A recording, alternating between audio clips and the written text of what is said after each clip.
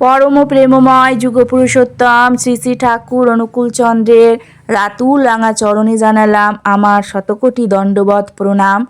আমার ভক্তপ্রাণদাতা ভাই বোন মা সকলকে জানালাম জয় গুরু। আশা করব ঠাকুরের কৃপায় আপনারা সকলে ভালো আছেন, সুস্থ আছেন, আনন্দে আছেন।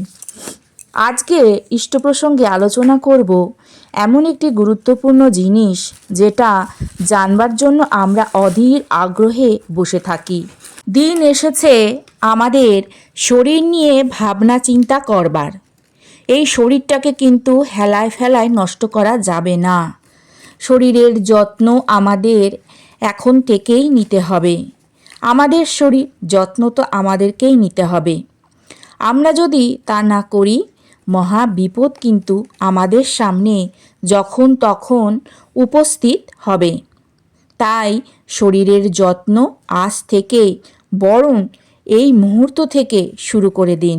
বর্তমানে আমাদের খাদ্য অভ্যাস থেকে শুরু করে দৈনন্দিন জীবনের রুটিন এমন একটা পর্যায়ে এসেছে যে আমরা আমাদের অমূল্য সম্পদ আমাদের শরীর, সেই শরীরটাকে তিলে তিলে ধ্বংস করছি। এমন অনেকে আছেন যারা না বুঝে শরীরের উপর অত্যাচার করছে, কেউ আবার জেনে বুঝেই করছে। মোটমাট ক্ষতি কিন্তু আমাদের শরীরেরই হচ্ছে।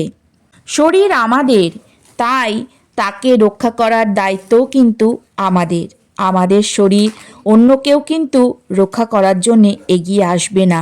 তাই শরীরকে রক্ষা করার দায়িত্ব আমাদেরকে নিজেদেরকেই নিজেদের কাঁধে তুলে নিতে হবে।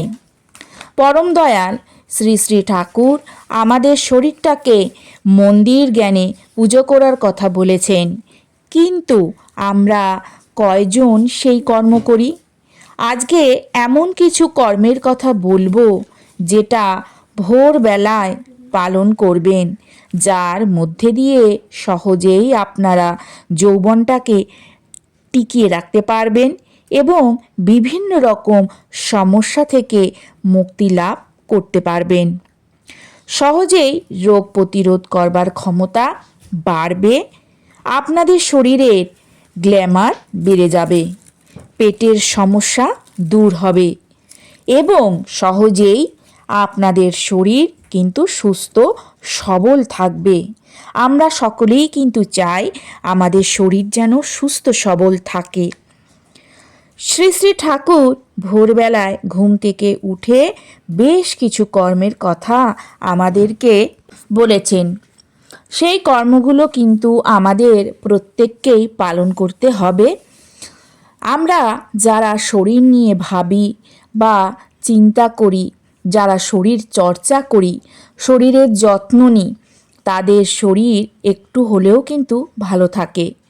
আমরা প্রতিদিন কাজ করছি, কাজের পিছনে সময় দিচ্ছি, কিন্তু শরীরের পিছনে একটু সময় দিতে পারছি না বা সময় বার করতে পারছি না। আমরা কখন বুঝতে পারছি? যখন আমাদের শরীরের কষ্ট শুরু হচ্ছে, সেই মুহূর্ত থেকে আমরা বুঝতে পারছি। এমন সময় আমরা বুঝতে পারছি যে সেই সময় আমাদের আর কিছু করবার থাকছে না। তাই আগে থেকে আমাদের সজাগ হতে হবে, সাবধান হতে হবে। সবার প্রথম যে কর্মটা আমাদেরকে পালন করতে হবে সেটা হলো অতি প্রত্যুষে প্রতিদিন ঘুম থেকে ওঠা অভ্যাস করতে হবে। অনেকেই আছেন যারা প্রত্যুষে ঘুম থেকে ওঠেন না বা ওঠার চেষ্টা করেন না। তারা কিন্তু অবশ্যই অতি প্রত্যুষে ঘুম থেকে ওঠার চেষ্টাটা করবেন। ভোরবেলায় উঠে একটু হাঁটতে হয়। এই যে নাম জপ করছেন, এর যে কি মারাত্মক গুণ, যারা এটা করেন তারা অবশ্যই জানেন। সারা দিন হয়তো আপনি নাম জপ করছেন, কিন্তু ভোরবেলায় নাম জপ করার এর যে মাহাত্ম্য, এর বিশেষ গুরুত্ব আছে। ব্রহ্মমুহূর্তে উঠে নাম জপ করা, ভগবানকে স্মরণ করা, ভগবানের চরণে নিজেদেরকে অর্পণ করা, নিজেদেরকে সঁপে দেওয়া, এটা বিশেষ মাহাত্ম্য বহন করে। এই নাম জপ শরীরটাকে বহু রোগ থেকে মুক্তি লাভ ঘটায়। এই নাম জপ নিত্য পালনের মধ্যে দিয়ে যে তরঙ্গের সৃষ্টি হয়, সেই তরঙ্গ বহু রোগ থেকে আমাদের মুক্তি দেয়, বহু ব্যাকটেরিয়াকে ধ্বংস করে, জীবাণুকে ধ্বংস করে। এর মধ্যে দিয়ে আমাদের শরীর সুস্থ থাকে, আমাদের মস্তিষ্কের কোষগুলো উত্তেজিত হয়, মস্তিষ্ক আরও বেশি শক্তিশালী হয়, আমাদের স্মৃতিশক্তি বাড়ে এবং এমন কিছু কিছু শক্তি লাভ হয় যার মধ্য দিয়ে আমরা ভালো থাকতে পারি। তাই নাম জপটা আমাদের অতি অবশ্যই প্রত্যেককেই পালন করতে হবে। নাম জপ করবার পর তিনি আরেকটি পুণ্যের কাজ করতে বললেন, সেটা হলো ইষ্টভৃতি। সকালবেলায় ভগবানের উদ্দেশ্যে যে কিছু দিচ্ছেন, এর জন্য আপনার পুরো দিনটা ভালো যাবে, আপনার মনটা ভালো থাকবে, আপনার শরীরও ভালো থাকবে, মহাপুণ্য সহজেই কিন্তু লাভ করতে পারবেন। তিনি প্রার্থনা করবার কথাও কিন্তু বলেছেন। এই প্রার্থনা করবার মধ্যে দিয়ে আমরা বিভিন্ন রকম সমস্যা থেকে মুক্তি লাভ করতে পারব। শ্রী শ্রী ঠাকুর ব্রহ্ম মুহূর্তে এই কর্মগুলো করবার পর একটু হাঁটা চলার কথা বলেছেন। বাইরে হাঁটতে যেতে না পারলে বাড়ির উঠানে হাঁটুন, আর উঠানেও না পারলে বা উঠান যদি না থাকে তাহলে বাড়ির ছাদে হাঁটুন, আর যদি বাড়ির ছাদেও হাঁটতে না পারেন তাহলে বাড়ির সামনে রাস্তায় হাঁটুন। সূর্য যখন ওঠে তখন যে লাল আভাটা বের হয়, সেই লাল আভাটা ঠাকুর গায়ে মাখার কথা বলেছেন। হাঁটা চলার পর আপনারা একটু যোগ ব্যায়াম করবেন। ঠাকুর নিজে করে করিয়ে আমাদের শিক্ষা দিয়েছেন। তিনি কিন্তু ভোরবেলায় হাঁটাচলা করতেন, তাই তিনি আমাদেরকেও সেই কর্মটা করবার বিধান দিয়েছেন। তিনি দূরের দিকে তাকিয়ে সবুজ দেখার কথা বলেছেন। এতে করে আপনার পুরো দিন ভালো কাটবে, মনটা আরও চনমনে হবে, চোখের বিভিন্ন সমস্যা থেকে মুক্তি পাবেন, চোখের জ্যোতি খুলবে। এছাড়া ভিটামিন ডি শরীরে যেটা বেশি দরকার, সেটার উৎস আপনারা পেয়ে যাচ্ছেন।